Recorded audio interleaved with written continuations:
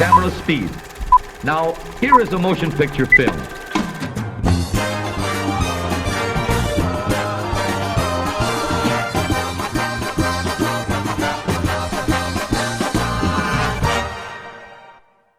Good evening, and welcome to Real Movies.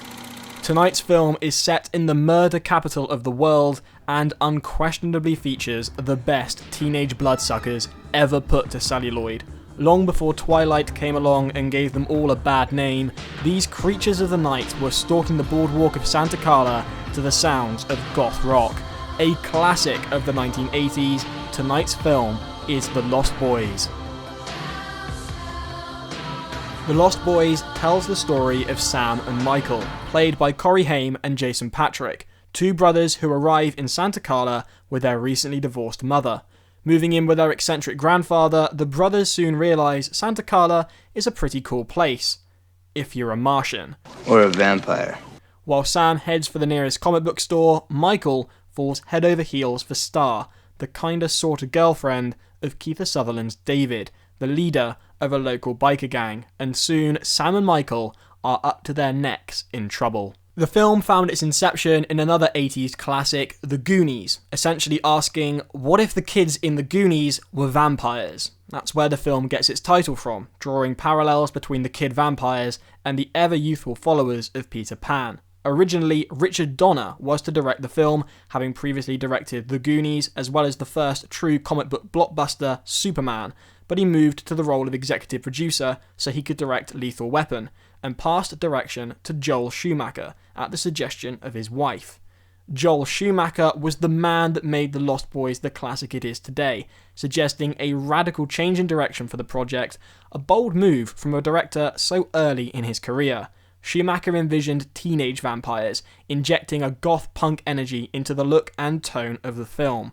With the characters now in puberty, the film became more than the vampire comedy it had originally been envisioned as. Dark humour remained, but the film was now a coming-of-age tale pumped full of vampiric metaphor, the ultimate symbolism of sex, drugs, and rock and roll. The idea of aging up the vampires from the original concept had been around before Joel Schumacher was brought on board, but not only did he embrace it, he ran with it, giving the legendary Jeffrey Boehm free rein to rewrite the script. Boehm was behind the script for some of the best films of the 1980s, including Indiana Jones and the Last Crusade, Lethal Weapon 2 and 3, and Inner Space, and he was on form for The Lost Boys, injecting suspense, pace, and some of the most quotable lines in cinema history.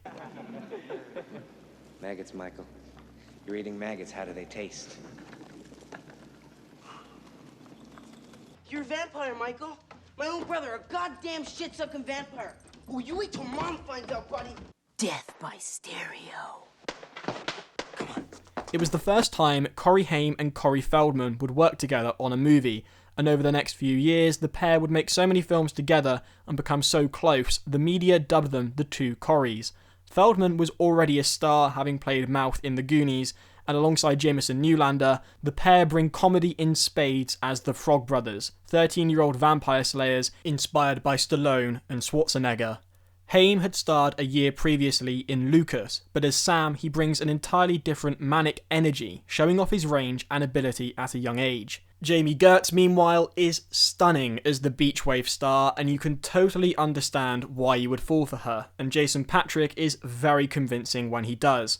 I don't think anyone has ever worn the leather jacket, white tee, shades and jeans combo any better. He's a great emotional route for the audience as he unravels the mystery and discovers what David is. But The Lost Boys belongs to Sutherland. From start to finish, he just owns the screen, with very few lines and a single tear caused by a painful contact lens becoming iconic. There's a total confidence as he delivers some of the best lines in the film. He may have had bigger success later on, but for me, The Lost Boys is Kiefer Sutherland's defining performance. The Lost Boys doesn't just have a great cast, it has a great soundtrack. In fact, the soundtrack to The Lost Boys is arguably the best of the 1980s and one of the greatest, full stop. Featuring predominantly covers by artists ranging from INXS and Roger Daltrey to Echo and the Bunnymen, the soundtrack is the unifying force of the film, bringing together the imagery and emotional core into a sound somewhere between new wave and goth. The film essentially has two themes. Echo and the Bunnymen's version of The Doors' People Are Strange sets the tone of Santa Carla over the opening credits, whilst Gerard McMahon and Cry Little Sister provides a perfect gothic overtone, mixing synthesizers and gated reverb with choral refrains and a church organ. Then of course there's Tim Capello, blasting on his saxophone, topless, oiled and shredded in one of the film's most iconic images. The Lost Boys is the ultimate vampire film and one of the best movies of the 1980s. It's fast, funny, sexy and gory, totally weird in the best way possible. It's a film that I return to every Halloween, a real pulp comic book come to life. So here it is, sit back, cause they're coming, keep it cult. This is The Lost Boys.